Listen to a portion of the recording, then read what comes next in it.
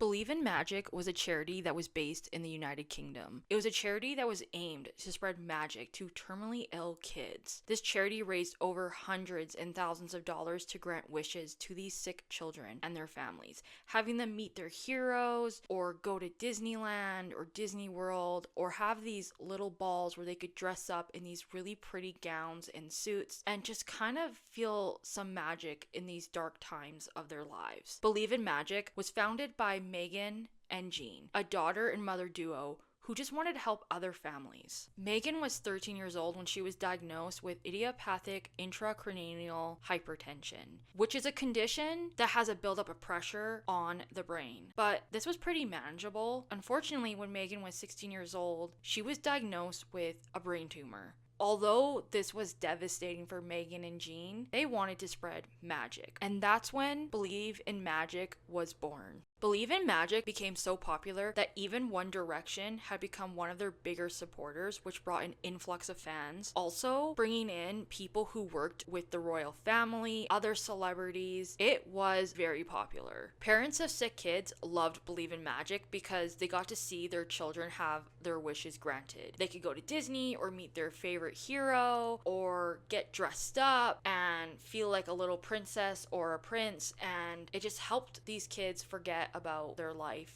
for a small moment. And it also helped people get surgeries and treatments done in places where they couldn't afford it. But as more time went on, Megan's story started to raise some warning bells. And a few people began to look into Megan's story. And they weren't so sure about everything. They weren't even sure if she was truly sick because there was a lot of holes in her story. But then, one day, Megan died. And everything changed. So did she really have a brain tumor? Or were these people causing this girl so much stress that she ended up dying? And this is the story of Megan Bhari.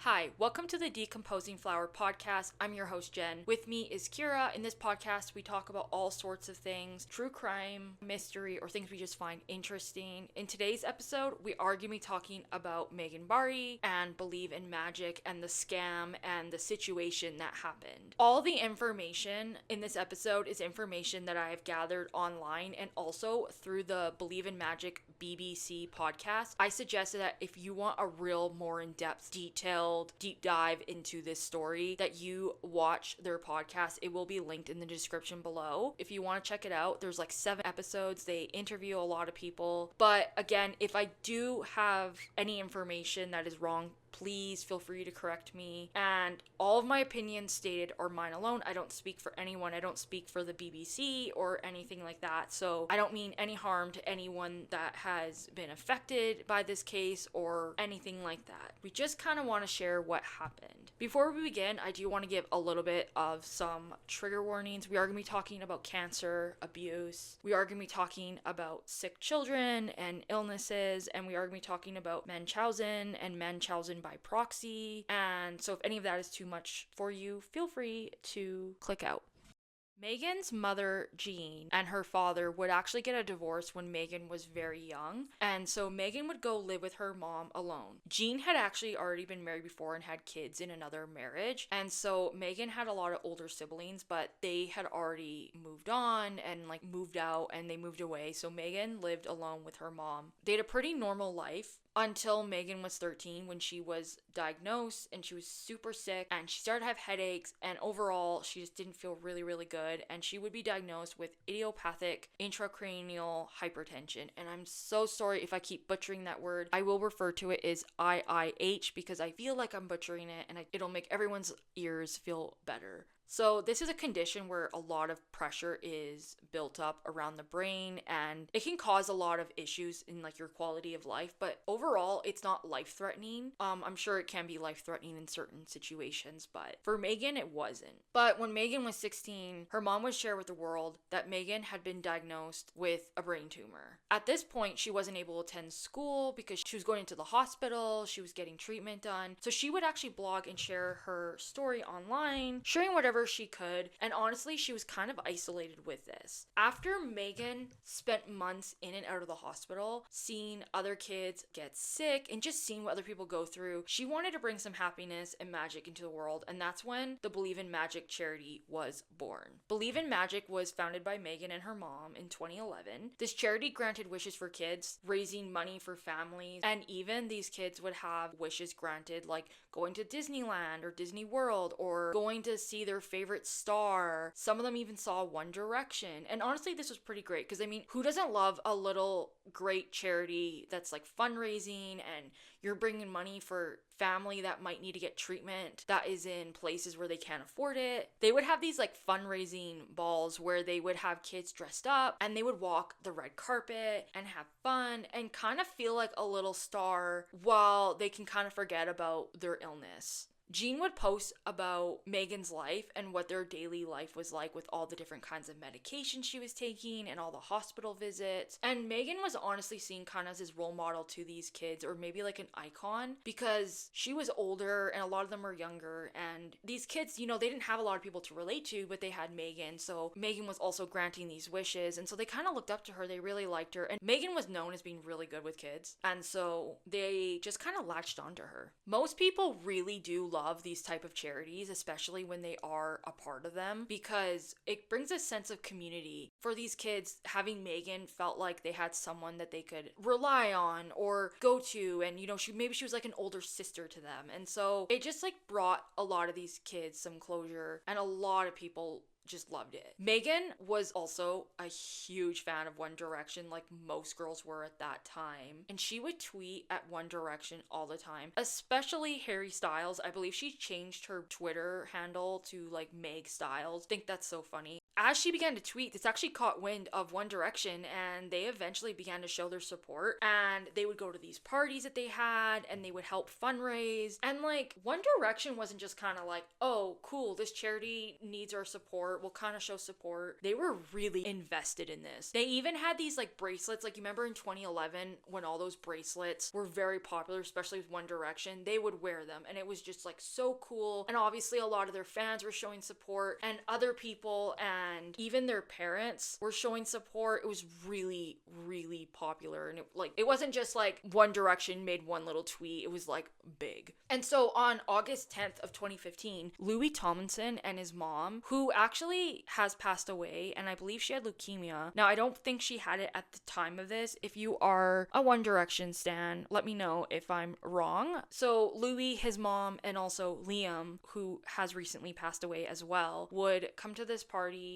that was known as the Cinderella Ball. So this ball was hosted at London's Natural History Museum, where these sick kids would be dressed up in these really nice dresses and suits, and they would walk the red carpet, and this was a great way to fundraise. I believe Louis, his mom, and Liam had like hosted this as well, and that they raised over like £2 million for this charity, which is amazing. And so many kids looked so forward to these events because it was what they had to look forward to, because, you know, in between getting cancer treatments or just dealing with taking medication and being sick, at least they had one day to feel like a star. And they also could see One Direction. And on top of this, the charity was like really large with support, like I said. One of the designers who worked on, I think, Kate and William's wedding, who made like Kate's dress, actually worked with a bunch of these kids. This designer made 15 dresses for 15 terminally ill little girls. And they even helped decorate the Christmas tree at the Buckingham Palace. So like, that's really huge for a charity. Although everything was going great and the charity was doing well, Jean would actually make an update on Megan, saying that her tumor had worsened and that they needed to raise 120,000 euros for an emergency life-saving treatment in the United States. And then within 2 days, this target was actually raised because that's how well people wanted to support Megan. And of course, a lot of people wanted to help Megan because she had helped them. And that was kind of the overall vibe, is that Megan has helped us, it's time for us to help her. Everyone was in huge support of this, except for some people, and there was a few people that found this super suspicious. Joanna Ashcroft was a mother who had known what it's like to deal with a sick child. Her own son had been diagnosed with neuroblastoma, a cancer that affects the nervous system. And she also had been in a position where she had to raise a lot of money for her son as well. And Joe had saw Megan's Facebook post on Just Giving, and this brought memories back to her. She had done a lot of similar things, like I said, for her son. She said that this appeal felt wrong because, she's done this before. She said there was no doctors or hospitals mentioned. And usually when people do, these little Just Giving things or any kind of hey, we need money for this life-threatening situation, there's usually a whole lot of details. People will go into what the condition is, what doctors are going to be going to, or at least the hospital, or they might say what they're going to be getting done and go into huge detail, and they'll do that so people know it's legit, because a lot of times people can obviously lie and people want to know their money's going there. And also some people are very curious as well as what's going on in someone's life. And for Joe, she felt like this was really weird, and so she said that she decided to ask Jean if she could send a care package to Megan, and Jean would respond back by saying Megan was at 3 different hospitals and so it wouldn't really work out. And Joe was kind of that's kind of weird, but she spoke to a few other families who had sick children as well, and they also thought it was weird, but they were also this is very scary and you don't want to accuse this girl of lying. Why would you ever accuse someone? Because who would lie about this, right? And they didn't want to come out and say Megan's lying and then it turns out Megan's telling the truth, and now you just look like a heartless bitch, honestly. So they were kind of maybe we just need to be very careful about it. And so Joe kind of just left it. She went back to living her life. And then a year later, she saw that Megan and Jean were also fundraising again. And this time Megan was in the United States and she was doing very terrible and she needed more money. So this time it just felt really, really awkward and odd to Joe. And someone on Joe's team had some coding and some hacking experience. So they actually sent an email to Jean, and with this email there was an IP tracker. So the moment Jean opened this email, they would get an IP address and a direct location of where they were. And so they found where Jean and Megan were. They weren't at a hospital. They were at Walt Disney World. And they were at one of the luxury hotels in the animal kingdom. So they were already what the hell is going on? Why are they at Walt Disney World? And, because Jean was posting about how sick Megan was. I don't know if anyone else has ever had someone who's ever had cancer or who's ever been severely sick. I know I did. My dad had cancer. And that would be Disneyland. And even though they're very safe and all that, that's not a really good place to go if you're very sick. The amount of diseases and stuff that you can get from that, typically, I'm not a doctor, but usually your immunity is so low that even getting a cold or even the basic flu where someone with a normal or a healthy immunity system could combat it, that can kill someone immediately. And so a lot of them were why is she there? That's really weird. And so Joe actually said she called the hotel, and I believe she said she didn't think this through when she called it. I think she called it on a whim because she probably was upset. In my point of view, I feel I would do the same thing, because if I found out someone was claiming that they were so sick, I know what it's like to deal with a sick person, a severely sick person, and find out they're at Walt Disney World claiming that they're sick. I'd be what the hell? So Joe called the hotel. She asked if she could talk to Megan and Jean, and she got a hold of Jean and she asked if she could talk to Megan, and Jean kind of played dumb. She was huh? Who is this? I don't know who you are. What's going on? And then I think Joe tried to play it off she was a supporter, I want to help you. And so Jean would be oh, she's sleeping, you need to call back. And so Joe called her back later, and then Jean was oh, she's not here, she's at the hospital. So Jean got really defensive, right? And she was she's at the hospital, she's not here. And then it just got really weird, and she was kind of getting mad at Joe, being you don't know what's going on. So it was kind of weird. So then a little bit after that, Megan and Joe would claim that they were at Walt Disney World. That was true, but their hotel room was changed into a hospital room. This doesn't really make any sense, because why would anyone be at Walt Disney World and then have their room changed into it? And the questions that they really had is why are you there? And why are you claiming that you're at the hospital, but you're actually in the hotel? That doesn't make any sense. So a few weeks later, Megan and Jean would be returning, and they had disembarked the Queen Mary II ocean liner at the Southampton docks. But waiting there was a private investigator that Joe had hired to watch Megan and Jean. And so Jean had posted about them finally coming home after sharing on Facebook that Megan had 16 sources of infections and had even had sepsis and was told she had a 10% chance of living within the next week. But then eventually Megan had been stabilized and Megan was allowed to return back home to the UK and would be coming home with like medical kits and an oxygen tank and would be in a wheelchair. She was sick, but she was so excited to come back. But this private investigator, when he saw Megan and Jean, Megan didn't look sick. She didn't have an oxygen tank. She didn't have a wheelchair. She sure as hell didn't look like she was on the verge of dying. And this private investigator would share a photo of Megan pushing luggage, which is very weird for someone who's supposed to be sick because usually when you're very, very sick, you don't even have to have like a severe illness. Even if you just have like the flu, sometimes you're very, very weak. And the fact that she was like claiming that Megan was so sick, but Megan was not, that's kind of weird. Megan's pushing these luggages and she's not just carrying one or two, she's carrying like 4 or 5 and they're like big. And she's also not in the wheelchair. There's no oxygen tank. And there's also people that would help you, you know, typically with your luggage, and they weren't doing that. So they were like, what the hell's going on? This private investigator also stated that Megan and Jean were laughing, which I know isn't a massive, huge red flag. Like, people with cancer or people who are severely sick can still laugh. They can still try and find joy. But it was the fact that Jean was claiming that Megan was so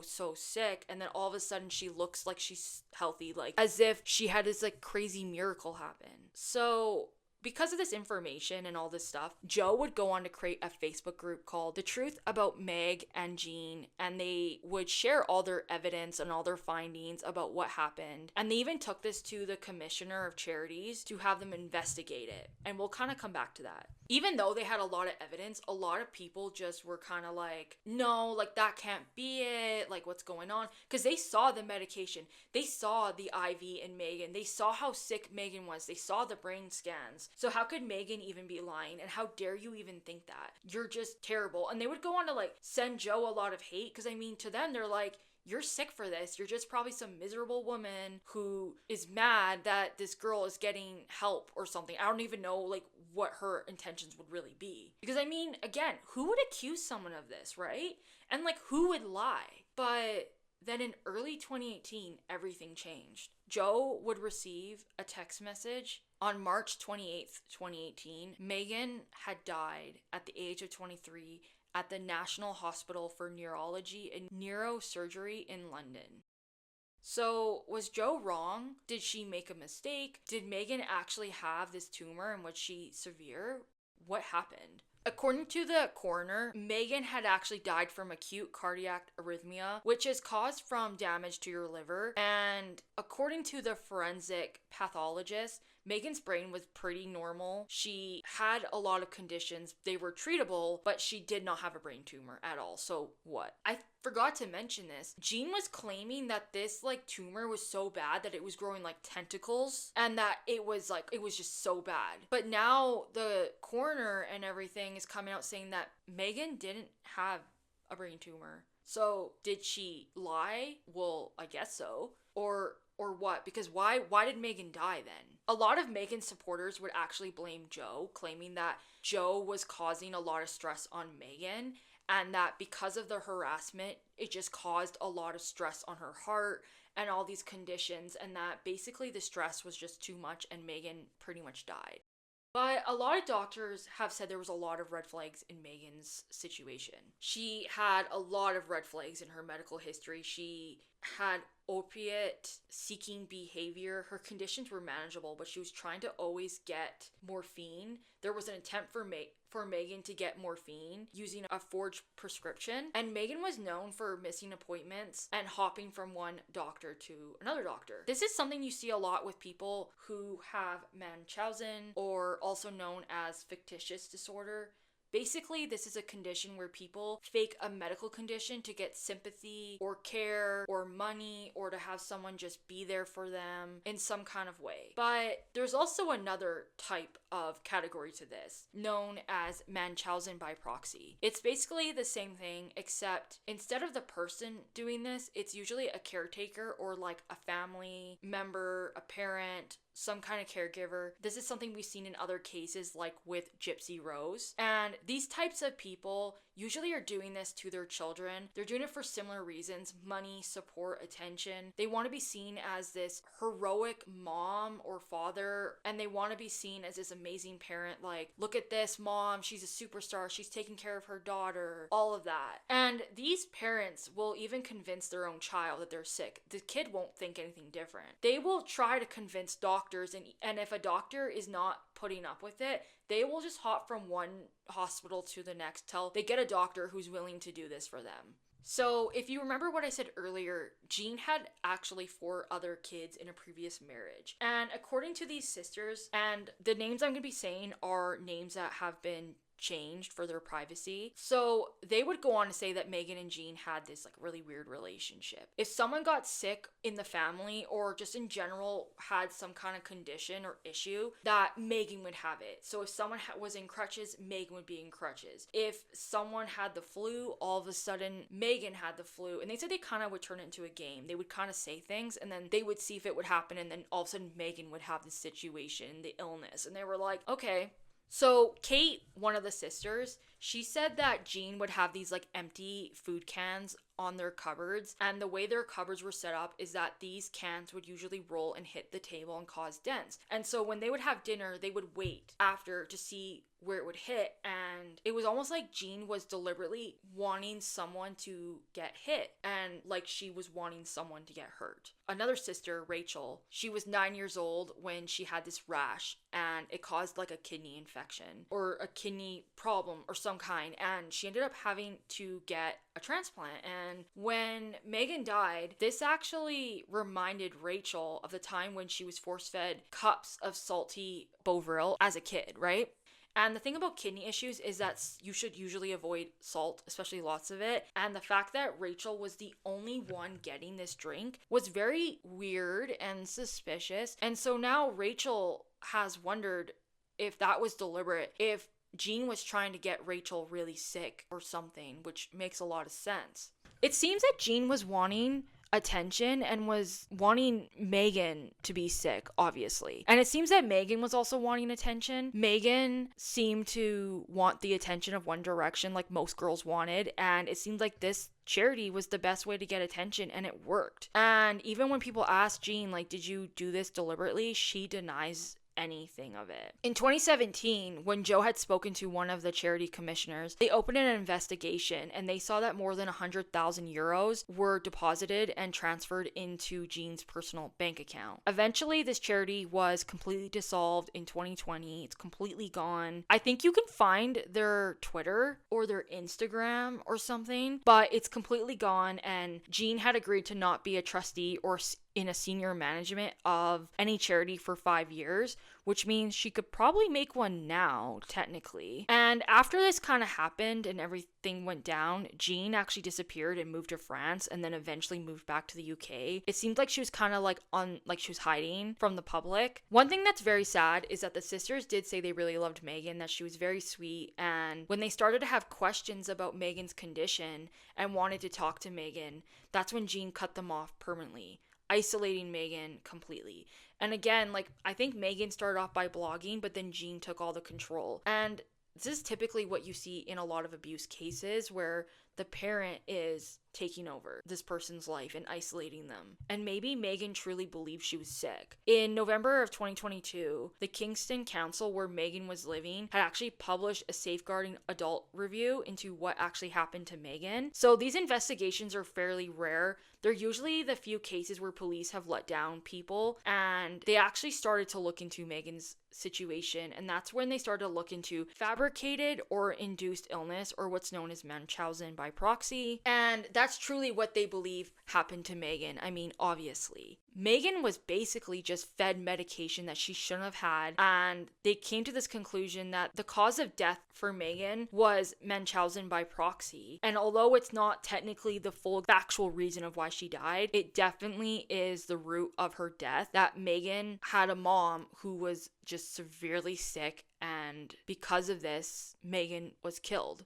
by her own mom by getting all this medication. So the main issue with Munchausen by proxy is it usually happens to children and not adults, because Megan was an adult for majority of this time. So a lot of people put it on to Megan, like Megan's the reason. And because Megan was an adult, there wasn't the warning signs of like, hey, this child is sick, because Megan wasn't a child. She was an adult. She was 23 when she died. So because of this, they actually have created a lot more warning signs, or are like more investigated and learning about these warning signs in adults, because you can be an adult and you can be groomed, you can be abused by another adult as an adult. Like, it's not just like you're a kid and you're groomed. It's like you can be groomed as an adult. And it's really sad to think that Megan was being abused by her mother and no one really saw. And then the people that did see, they were cut out. Like, I'm sure Megan's sisters couldn't really contact her at all. And the problem with these types of situations is that these people are so relied on their caregiver that they're gonna believe it. Because, like, why would my mom lie about that, right? It's just overall really sad to think that Megan died because of her mom. And I really feel like her mom should have some kind of consequence for this situation, but I'm not a lawyer. I don't know enough about the law. But Megan's sisters really do believe that Megan was groomed by Jean.